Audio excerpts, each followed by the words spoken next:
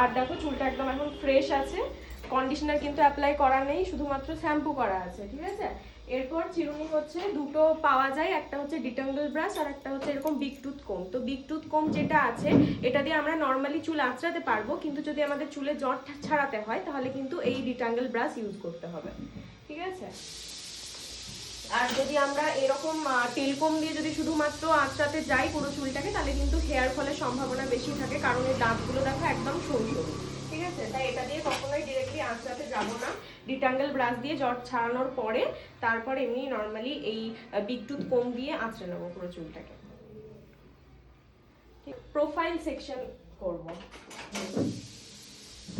এই উপর থেকে একদম এদিকে এসো,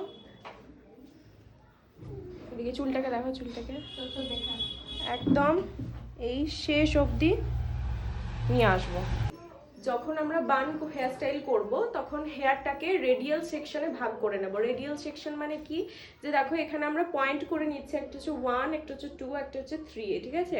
এই 2 নম্বর পয়েন্ট যেটা আমি বললাম, তো এইখান থেকে যদি চুলটাকে এভাবে ভাগ করে নিই, হ্যাঁ এই, আর হচ্ছে এইদিকে এভাবে 2 ভাগ করলাম।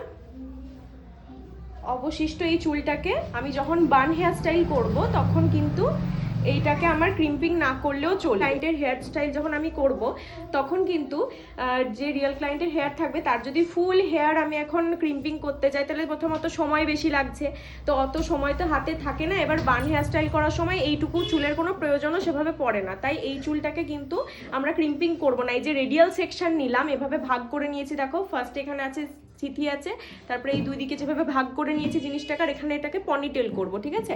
তো এই আগে অবধি এটাকে বলছে রেডিয়াল সেকশন।